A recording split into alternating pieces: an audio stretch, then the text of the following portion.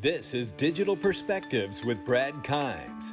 Subscribe for new content notifications. Now, here's Brad Kimes. Come on in.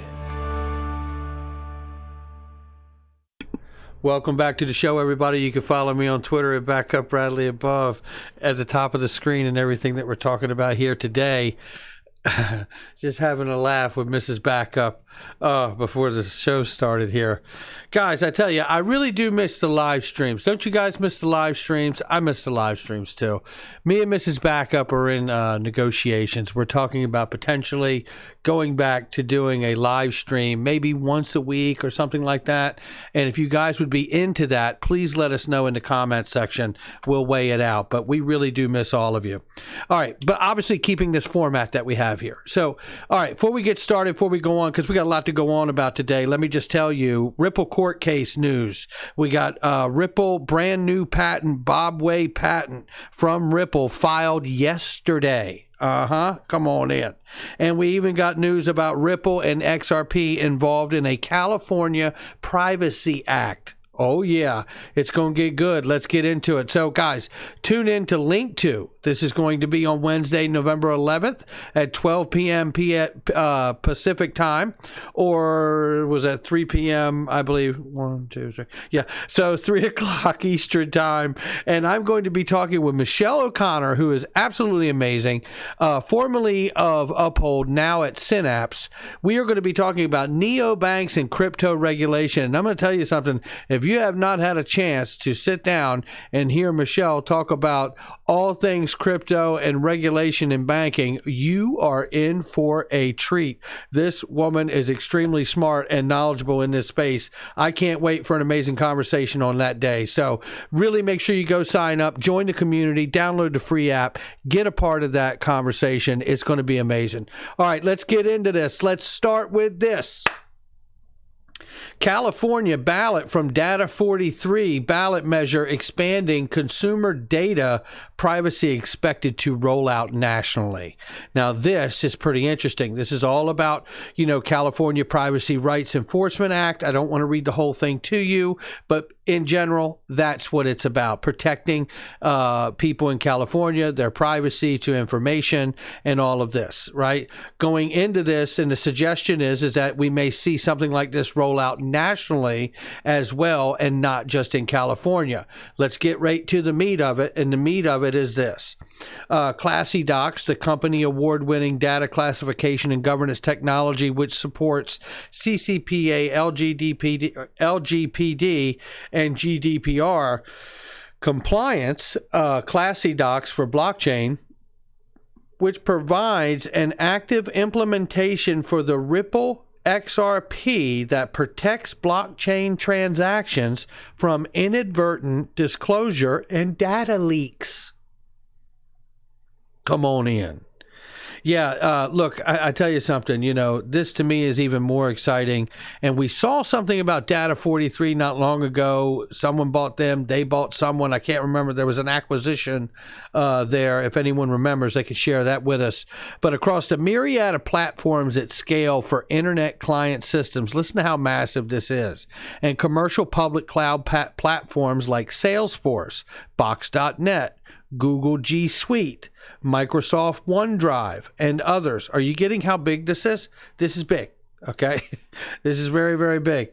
So it's enormous to see Ripple and XRP cited in this ballot that's going to be presented here for an expanding the Consumer Data Privacy Act expected to roll out nationally. It's starting here in California. We're going to keep a very close eye on this. It can't be anything but upside for Ripple and XRP. And I tell you something, at a time when things are 25 cents or what have you, you start asking yourself, is something that 25 cents, if it really isn't legitimate, would they really be considering these things for, inside the framework of legislation that's being crafted, whether it's state to state or whether it ends up being a national thing? I mean, it's just one more piece of evidence that I look for in the fundamental side that just puts another score in the column for Ripple and XRP. Okay, now let's get on to it. This one comes from Dave Liu, who gives us, in case you thought the Ripple case was close to being over or would be dismissed, buckle up. And he's right, because we're going to court, baby. That's what's up. And it shows here in these documents, and shout out to David for the information, proposed case schedule. Now, I want you to watch how expansive this becomes very quickly, right? They have initial disclosures. They're moving into a discovery phase. I think I talked about that earlier. I had someone send me information here. Shout out to that person. I can't remember right this second. It may have either been DJ Peter Vass or Apollo that sent it. Either way, I appreciate you guys. But looking at this current proposal deadline schedule, it's starting here at November 3rd, 2020. We see close of fact discovery 2022, April 15th. 2022? The hell kind of court case are we going to here? You know, see, murder trials not take this long. You know, summary judgment and Daubert oppositions and summary judgment Daubert replies in 2023 of February. Court schedule indicates all motions will be decided on papers until further notice, hearing dispositive motions. And then it talks about here, final pretrial conference and trial scheduled for April 10th, 2023. Oh my goodness. Buckle up is right, ladies and gentlemen. This isn't going to be over for a while, it looks like, right? There you go. So that's where that is. Now let's keep moving, because that's the update on the Ripple court case, and shout out to David Liu for that. DJ Peter Vass said Ripple is buying XRP. XRP remittance at heart of Ripple Q3 market report. Now we talked about this in Q2 when Ripple had let us know in the Q2 report that Ripple was, you know, intending to buy XRP when necessary, when they felt it was necessary, off of the secondary market. Again, those are the exchanges you and I participate in buying our XRP off of. The Binances, the Coinbases of the world, or so on and so on. You guys get it. And to me, it's just very interesting, because when I see that it is in their best interest to buy some back off the market, and then they turn around and lend lines of credit to people, it just appears to me that, it's like the early, and I don't know any other way to say this, but it seems like with that, all, the buying, the lines of credit, and the escrow, and the scheduled release in a very, very measured way in what they're doing, I see the early onset of monetary policy. I don't know how else you could really say it, but that's what I see. But going further here, I was just looking through this today because I try to look at it daily. This is the Ripple Labs filing or profile on the SEC filings, right? So when I go down here, there's nothing in the form of an IPO. We don't have anything in that direction. And we know that they've been considering a move. But what we did see is yesterday was filed as a new patent for resource path monitoring on 11/5/2020 yesterday. Now, when we go into that, it is a BobWay patent. Shout out to BobWay and everybody at Ripple.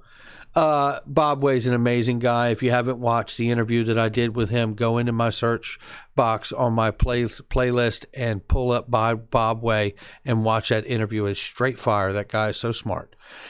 At any rate, let me get down here to what this says here. So let's go ahead. So Ripple and BobWay have this patent, resource path monitoring. I want to read you this abstract and then go on to show you something from Q3 and then ask you guys your own thoughts on this, because I think it's important. Okay, and what we have here is this. Systems and techniques are provided for a resource distribution system. Selected resource paths in a resource transfer network may be monitored. A quantity of an intermediate resource type or transfer into resource pools in the resource transfer network may be determined. Each of the resource pools may be associated with a leg that can be a part of a route with two legs for one or more of the selected resource paths. Instructions discriminating a register in a repository resource pool by the determined quantities of the intermediate resource type to be transferred into the resource pools in the resource transfer network, and the incriminating a register in each of the resource pools in the resource transfer network by determined quantity of the intermediate resource type to be transferred into the resource pool when the determined quantity is greater than the zero may be generated and caused to be executed. Now, if you understand that, help me, because I got to be honest. I see some key words in that make sense to me. I think I get the gist of what we're talking about here. It's system and techniques that are being submitted through this patent that are allowing them to resource the distribution system and to use these pools. And really, it appears to me, if I understand this correctly, to resource deeper pools and to be able to pool the necessary resources from many different sources and distribution systems should you need to rectify settlement. That's what that seems like to me. If I have that wrong, someone help me on that. But that's what it appears as. And this is the diagram for it. And I'm not even going to begin to try to decipher the diagram on this thing because I'm out of my depth. I know to swim back to the shallow end, right? That's what I know. But here's what I do want to ask, because this is what I find interesting, because on the heels of yesterday, at the same time they filed that patent, we also had the Q3 report from Ripple. And what I find interesting about that is this: and under XRP purchases, it says, as indicated in the Q2 2020 report, XRP markets, Ripple is purchasing and may continue to purchase XRP to support healthy markets. Understood. I get it. This is a near-term product solution for the line of credit beta. Goes on to say, long-term, Ripple is building new ODL capabilities to dynamically source XRP liquidity from the open market, not just Ripple.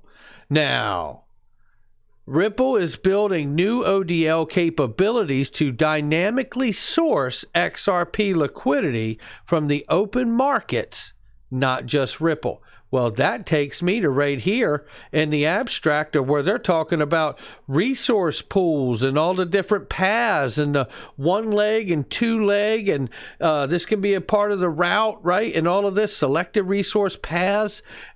This feels very timely to me, and I think it's very exciting because I do believe it leans into, until I find out more information, Ripple is building new ODL capabilities to dynamically source XRP liquidity from the open market and not just themselves.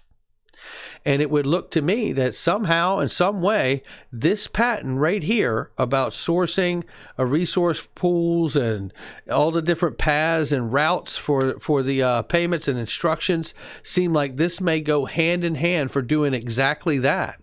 And we may see a broadening of being able to do the lines of credit and to source the liquidity from more places than just Ripple, as they said in the Q3 report right here. All right, that's going to do it for me. Make sure you hit the like and subscribe. Do me a favor, check out the links in the description box in the comment section. Really great stuff there. I believe they've got a ledger sale going on. It might be for the family pack. Check that out. And I also believe that you can get a great .crypto name right now. Guys, Sex.Crypto sold for $90,000. I believe it's a new asset class, just like the .com era. Maybe, potentially even more important than the .coms, because what we're witnessing with the voter registration and the voting and the lack of a blockchain and a mutable ledger that could really make sure that there was nothing taking place and everybody on every side of whatever they believe could walk away at the end of the day and go, it's on the ledger, it can't be changed, right? And that, to me, would be a great way to settle the voting dispute for anybody, no matter how they feel today about it. And I don't know why anybody wouldn't want it, to be honest with you. But at the end of the day, I just think that, blockchain really does lean into the digital form of freedom of speech. It is digital freedom of speech 2.0. There's no question about it. And I think in the long run, that could make .cryptos worth maybe even more than .coms. All right, take care, guys. Hit the like and subscribe. Share with somebody you know. Leave a comment below, and I'll catch all of you on the next one.